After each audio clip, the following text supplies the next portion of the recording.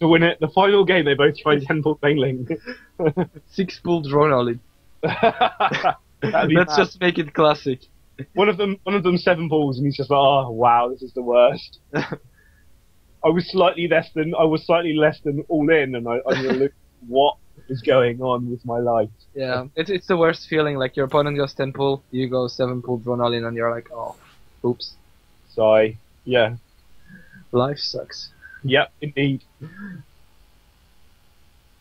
But we're just waiting for the map choice again. I'm going to go with something. I think, actually, to be fair, if we saw something like Antigua Shipyard, Yeah, I was about to say the same.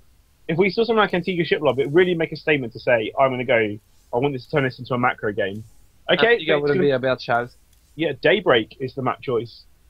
Fair enough. Similar playstyle. Yeah. Anyway. Again, as the same, I think. Well, the thing is very similar to Cloud because they have kind of a protracted ramp. It's not right outside the mineral line. Daybreak is kind of the same as Antigua in a way, just because it's such a wide open natural. You can't wall it off with just the 3 evos like on Cloud, like on Ohana. So, anyway, let's have a look at the players already. Yeah. Okay, both players are ready to go, so we can get this final game on the way. Both of them have played really hard here and done the best they can, so it'll be interesting to see who can actually get through. Yep. A close game nonetheless. Indeed. This is also where nerves start kicking in. I've played a lot of tournaments myself, and it's really frustrating to play that ace match. Definitely when you're in the finals or something. This is not the finals, by the way. This is the 4th round, but Even so, it's the next step on the ladder, and you do really don't want to make a mistake here and think, oh no, how have I they gone are out? playing for Reddit Gold. Indeed, Reddit Gold.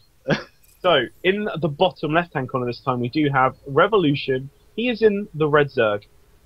Yes, and his opponent IT Hanred as the blue as the blue Zerg. Sorry, wow, that Protoss mindset.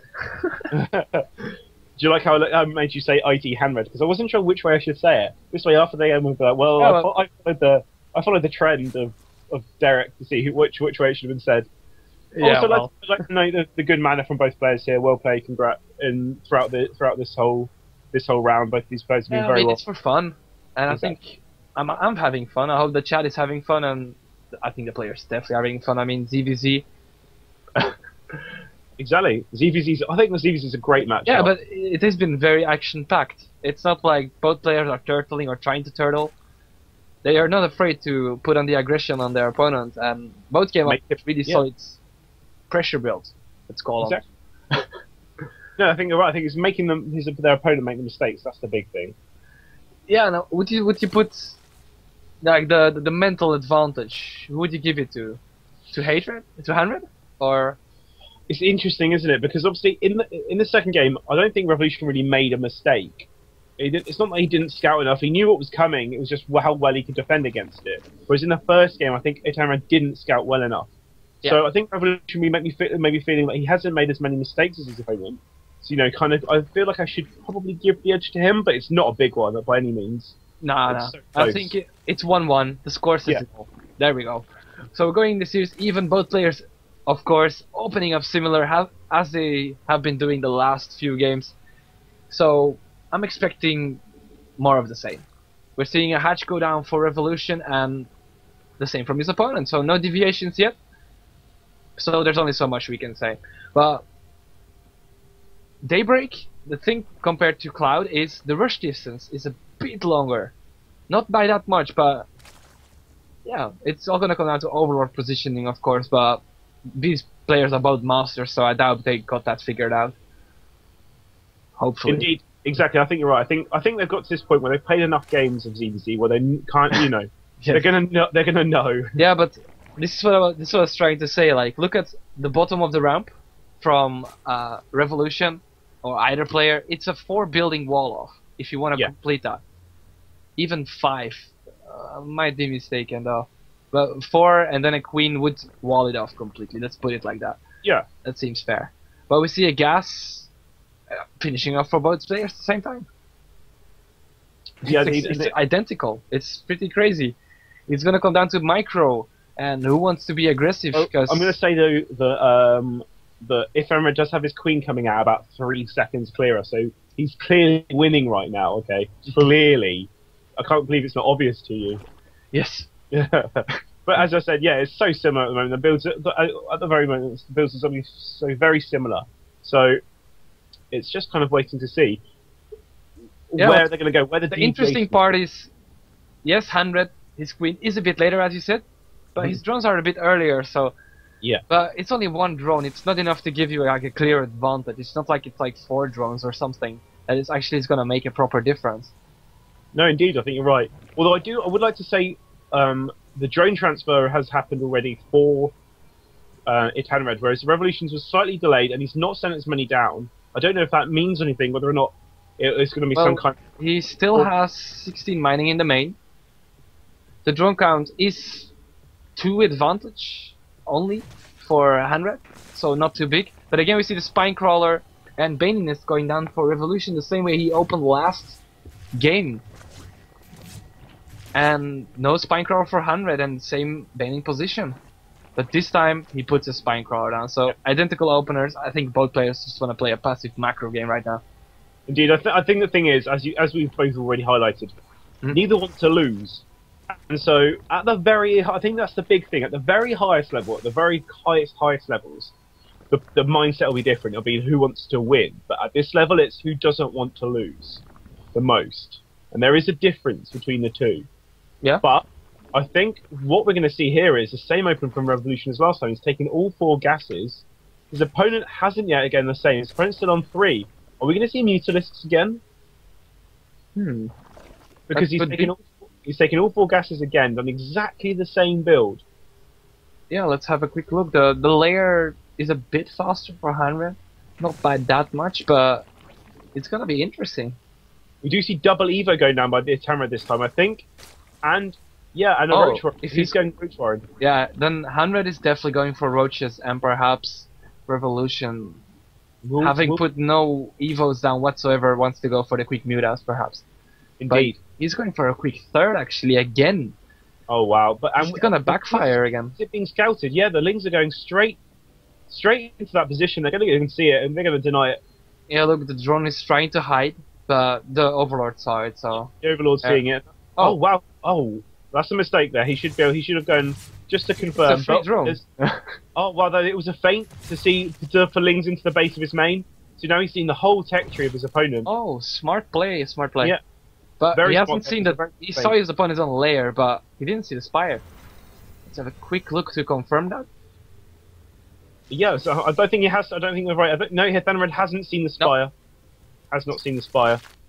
But he has seen that his opponent's going a 3rd. And the interesting thing, I like this build, though, from Revolutions. He knows he's taking a 3rd, and he's definitely going to be...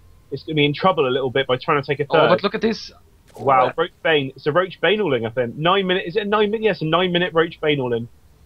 Yeah, is he getting speed? Yeah, only just though, but it's more he's gonna try to hit a 1-1 timing as soon as he arises at the opponent's face. Oh, decent trade. Oh, close reaction. Nice trading there. Only 2 Lings for Spain. Because that's actually enough. Oh! He's doing a good job and trying to do a Ling run by forcing 100 to perhaps run back, but it's a fake. Trying to delay the push, trying to buy time for his Spire to finish and the Muras to come out. Very nice play here by Revolution. It's delayed him already by 40 seconds from when he first pushed out from his base. Yeah. So how much more time is, as you said, is 9 Mutalisks coming out. Are we going to see any extra any extra Spine Crawlers? We should. And we can see a Roach Run going down from his opponent as well. Oh, but here come the Roaches, the initial Roaches. The Overlord sees it though. And let's have a look how long it takes for the Muras to come out. They're about to pop.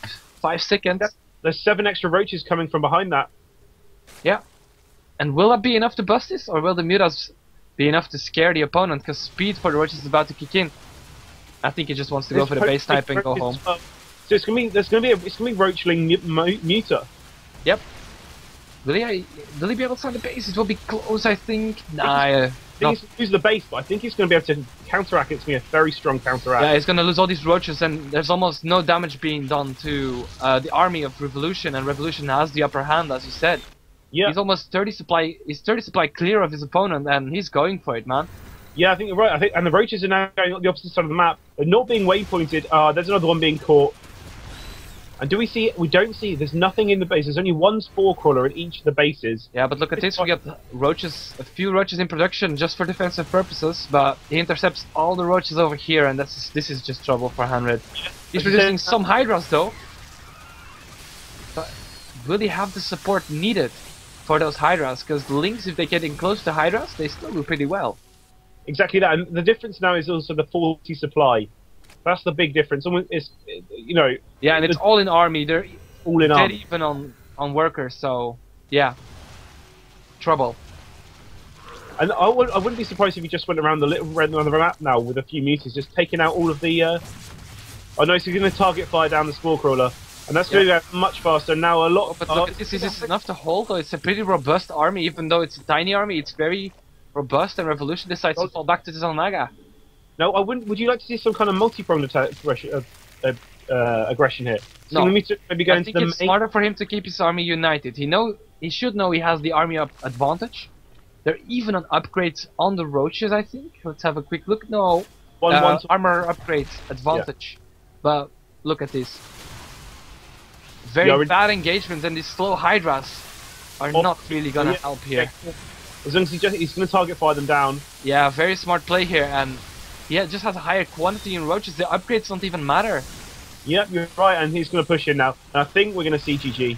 Yeah. Very soon. It's going to be luckily. It's going to be almost impossible to hold this. Yep. Surely not. And the supply now is just dropping. Yep. And this is it, man. Revolution advancing to the next round. Yep. Just obviously waiting for the call. Yeah, 100 wants to die. Yeah. Die trying? Yeah, exactly. Try as hard as he possibly can. As he said, it's more of a build or loss, I think, than anything else. Yeah. He didn't hit that roach bailing timing. Yeah, but he didn't scout one spot, and on that one spot there was a spire. If he managed to get a scouting on the spire, he can prepare a lot better for it. But he got totally caught off guard by it, and there we go. Revolution advances to the next round.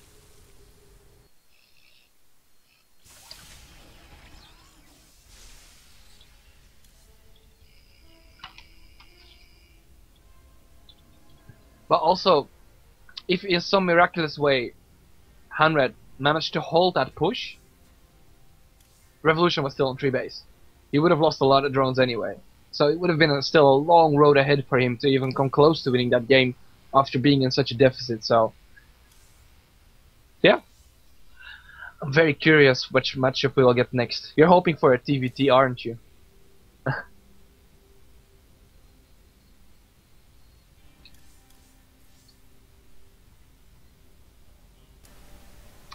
Anyway. Right, just to update, there is no other games at current, but we can jump into another game which is halfway through. It's like one game already been played. Let's do it. Let's try to the people with as much StarCraft action as possible. So, I mean, I get bored in the downtime listening to Neil and myself. I agree. I think there's only a certain amount of talking that we can do, and not enough StarCraft action, in my opinion. So guys, remember, when we hit 100 viewers, we will start doing some giveaways. So go ahead, hit that share button, Twitter about us, like us. Also, when you do the Twitter, by all means, please do link our stream in there. We still have a hotkey, don't we, Neil? Do we still have a hotkey giveaway? I'm gonna have to confirm that. I'll have to look on my account. I know I definitely was getting one. I'm not sure if I've managed to actually got it yet. Yeah, well. And don't worry, guys, we will try and get you a Terran player. I promise. I think Neil wants a Terran to cast more than anybody, so don't worry, guys. We are I just working want a Protoss. We already got Protoss. Come on, man. Yeah, no, I agree. I think just good games, which is what we've seen so far. Lots of games. I really liked last series. It was really nice. A lot of action. So let's keep it up. We're getting to the later stages of the tournament, so people are taking it a lot more seriously. All in, like we saw the Cannon Rush in the very first game. Oh, we've Immortal all in. We've actually got our first 2 semi-finalists. IKSF versus Infobos. Infobos, they're both in separate semis. IKSF beat Brink 2-0, and Infobos beat Lordstar 2-0 as well. So the boss player that beat our LBNT player Silent yeah, as well. yes, he is. I thought, well, if he goes on the winner, then it doesn't look so bad for. Yeah, then he can at least say, I lost against the winner. Actually, and the person who beat Aki, LBNT Aki, boss player, is now going off against Dirk Kahinsky, who will, the winner of that play is Infoboss. But nonetheless, we do have our next game. I do believe this is the one that's the best of 3 audio. Yes, it should be a best. I think is it the finals is the best of 5. Yeah, Yes. the finals is the best of 5, and that will be casted on Total Biscuits channel. Yes. So we will announce when the finals go live, so we can all jump on Total Biscuits channel. Watch those exciting games, as I'm sure there will be. Yeah. Yeah.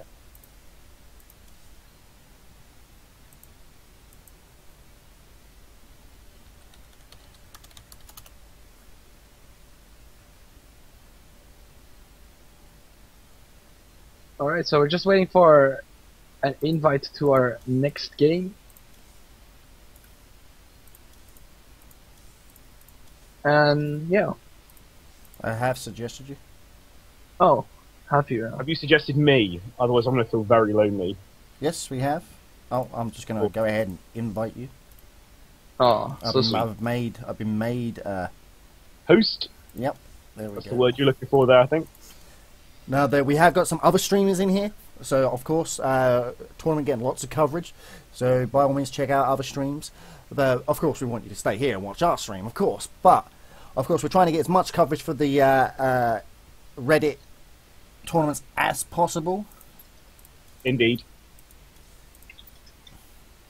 Alright, so as we're going in the semis, this is right? Yes, it's you're right, Antigua. yeah. So, Yes, it must semi-finals, be. best of 3. And it is a TVT. We're going from the sublime to the ridiculous. I love it.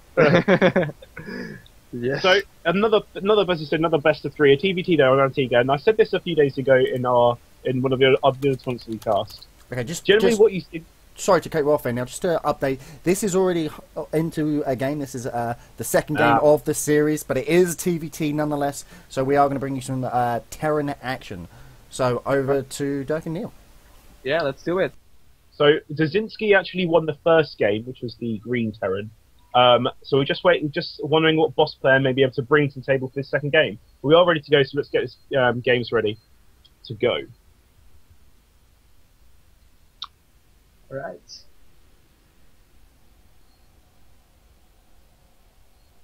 You think we're gonna see tanks? Yeah, I think so. I think you're right. I think what's going to happen is generally what we do see on Antigua, and I was saying this the other day, it's whoever can deny their opponent's third. It's by mutually most of the time both of your one racks expand. You don't generally see on this map a lot of one base aggression because, well, firstly I think it's kind of just so well known and so well versed as to what's going to happen. The defensive implications is already sorted, and you can kind of defend reasonably well against it. Whereas if they both go one base, one rack's open, and then it just kind of depends upon whether they're going to try and deny their third for as long as possible with tanks, or whether it's going to be some kind of two-basing limb. Yeah. We do see the green player, who is 1-0 up at the moment, the Terran, in the bottom right-hand corner. Yes, and in the 11 o'clock position, we have his opponents. It's the pink Terran player, boss player. Exactly. Yep. Boss player. So, are the Terrans still going for one Rex expand? Generally, generally, I think that is the most standard open still. Yeah. Even CC first, actually, to be fair, isn't unusual. It kind of depends.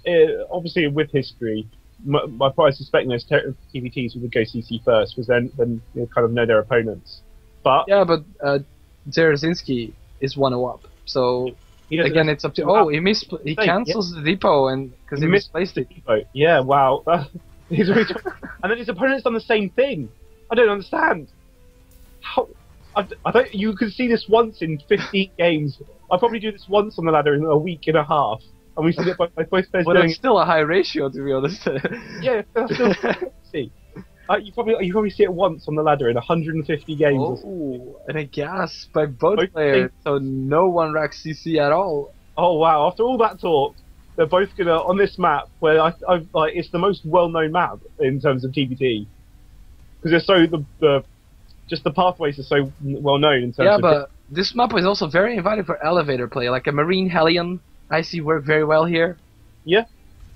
I just wonder whether or not. Well, I'm kind of confused as to what we're going to see now. I suspect is it going to be some kind of both one basing it up, and Yeah. they're going to hide their barracks as much as possible. Well, Dzerzhinsky's definitely hiding his barracks. Boss player isn't. I wonder. Now I'm intrigued as to see what happened in the first game, whether or not it was very much one base play as well, and very low eco games, or whether or not it was actually something much longer. Because with this kind of both of no thing like this on Antigua, it's very surprising. Yeah. Well, a second. Oh no. Well, never mind me. But now boss player is going out with a very late scout compared to Dzerzhinsky, and he's just gonna see everything. He's gonna see how much gas is mined, and yeah. We do see a 1-1-1 open from both players. Yep. And so yeah, both players are opening 1-1 so far.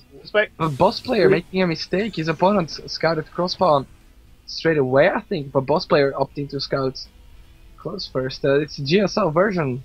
Yeah. Maybe these players aren't too experienced in tournament play, that they don't know that the GSL version is always cross. And you see a tech clap. So there is a slight deviation already, but reactor from Boss player.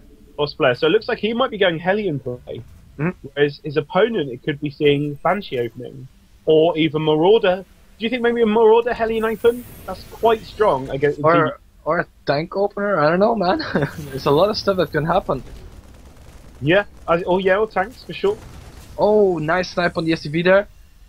Didn't see anything. Nice building placement as well. And Blue Flame, so I think this is going to be Marine Hellion all in? Yeah, with elevator. I would say. Elevator. Yeah. Interesting. Yeah, very interesting nonetheless. And we see just Hellion with reactor marine production. So they're both doing a very similar build. Yeah. I'm just curious how this Blue Flame is going to work out. If it's really going to pay off upgrading it. Because it's a big gas investment early on, huh? It's a very big gas investment, and I find this very funny that they're both going for very similar builds. Yeah, here's the starport. So it's most likely going to be elevator play at the smoke. None of the players have placed the barracks just yet at the smoke. We see Dzerzhinsky being very experienced and expecting some similar play, and already putting the units on patrol near his own gas. Very smart play, but his opponent isn't doing this, and that might be a difference. Indeed, and the thing is, I think at the moment the scouting information does go slightly ahead to Dzerzhinsky. He does have the watch. He knows he's got the on patrol, so he kind of knows where it's coming from. Yep. And if this gets shut down hard, and as a Blue Flame is now finished perfectly in time, so as soon as he gets dropped, he's going to have stronger Hellions than his opponent here. Oh, and it's not going to be drop play from Dzerzhinsky. I think it's just going to go for Banshee. Or Viking even. To try and intercept the opponent's play. I think he's reading the game very well. Exactly that. I think he's going to just try and hard counter his opponent's build here. And there goes the CC for Dzerzhinsky. The same for boss player. And oh my god. It's going to be such a tense moment, this one. Will the elevator play work? What do you elevator first? The Hellions actually or the Marines? Well, it's interesting. I think generally I would go with Marines, but the thing is he going to see it? Oh, he's just going to miss it. He's going to. Oh no! And then here comes. Oh wow! And he does see it.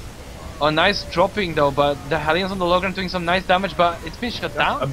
Wow! Really shut down here.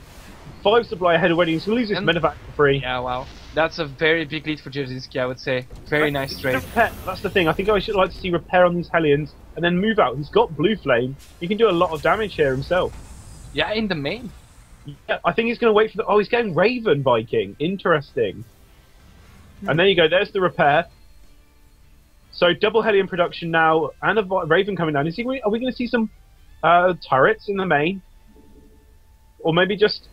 it's interesting play here. I think interesting play. I like it though. Is the Raven maybe for the Banshee? His opponent has gone Banshee. Do you think the Raven is for that? Yeah, Banshee? But it's Banshee without cloak. But I think it's just a preemptive Raven, just in case we kill Banshee. Yeah. And two extra factories being dropped. So boss player is going to transition into mech. Yeah, both of them are. Are they? Yes, we've just seen the barracks and the liftoff on both sides. So there's some empty mech. It's definitely gonna be mech from both. Oh, mech versus mech, and the supplies are as good as even. Yeah, exactly that. The income, as I said, the arm size is actually identical as well. It's just in what terms of what composition. Oh, look at this. Blue flame. The Hellions in the center, man. And the difference is the difference in the blue flame? I think it is. Yeah, blue flame is the difference, and also the angle he came in. It was a slightly better for Jasinski, and he has the upper hands in Hellions now. And but we do see the Banshee. Yeah. I know he's going to have to just trade evenly now, which he is now doing. So? He's trading pretty well. Yeah, oh no, sorry. Because of this Banshee, it's going to get cleared up. So now he's going to have to just, trade his Hellions for whatever he can get. And he's going to get a lot. Damage. A lot of damage. Yeah, very solid. Wow. Can he get some 2 extra? Nah, no. And we do see workers. Yeah. Wow, 10 workers. 10 workers killed. That's a big difference. Let's check the worker count quickly. It's 35 for Jasinski against a 30 of boss player. So yeah, a nice victory. Yeah, very solid start. And obviously, as I said, he does lose those Hellion, but he's now 20 supply clear. Yeah, that's a big deal, I suppose. But here we see the Banshee moving out, trying to do some pressure back on the natural, I'm guessing. Yes. Yeah, we see the Viking and the Raven patrolling on the left side of the main, and slightly out of position, so this Banshee could perhaps sneak in a few kills, but... And look, as they're both moving out, the Hellions are moving into the middle of the map, and the Banshee, as you said, is moving across the map. Now, I think it'd be interesting. If he actually does with these tanks now, I think he can do a lot of damage. Even these Hellions, man. Oh, and again, some Hellions are going to be lost, but the tank and the Banshee will be helping out a lot here. And oh no, he missed microed there and lost 3 Hellions there. That was a bit sloppy. Here comes that Banshee.